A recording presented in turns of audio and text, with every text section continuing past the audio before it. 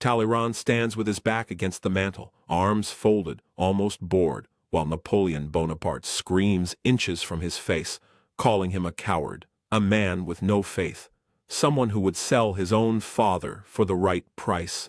Here is the principle hiding inside that scene. Whoever loses control first loses the fight. Stay calm. Let him break instead. One of these two men is about to lose something enormous, and it will not be the one who's shouting. Anger feels like power. It is the opposite. The moment you explode, you hand everyone in the room proof that you can be managed, because a furious person is a predictable person, and predictable people are easy to steer.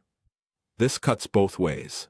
You can be the one who stays cool while your rival unravels, or you can be the one who quietly sets the trap, making sure the mistake feels like their idea, not yours. Calm works as a weapon exactly because almost nobody expects it to be one. Most people assume strength looks loud. It rarely does. Real strength is often the quietest thing in the room, and the hardest thing to notice until it's too late to react to it. In January 1809, Napoleon rushed back to Paris, France, convinced that his own foreign minister, Talleyrand, was conspiring against him with the head of his police.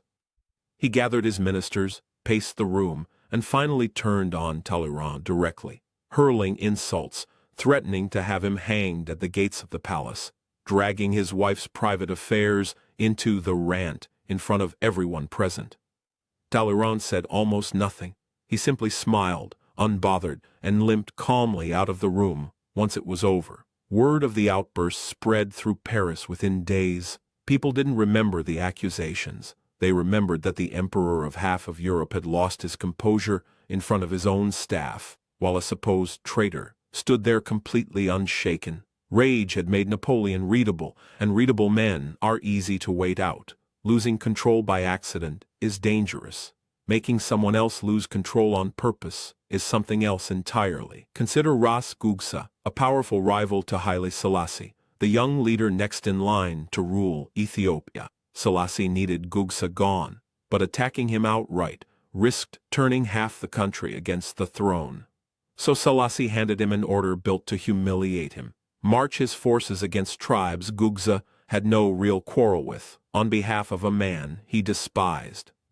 Insulted exactly as intended, Gugsa raised an army of 35,000 men, and marched not toward the tribes he'd been ordered to fight, but straight toward the capital, Addis Ababa, to overthrow Selassie by force.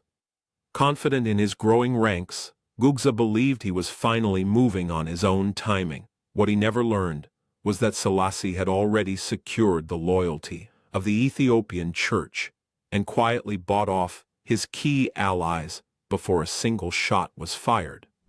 As his rebel force advanced, planes flew overhead, dropping leaflets announcing that the church had cast Gugsa out completely and named Selassie the true ruler of the country. His army deserted in waves.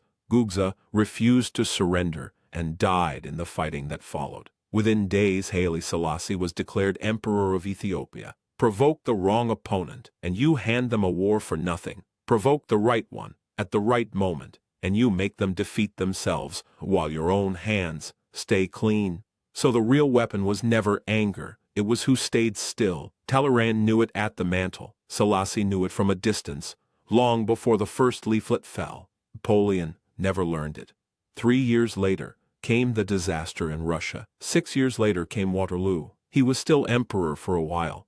He was never feared the same way again. The thing he actually lost in that room in Paris wasn't his temper.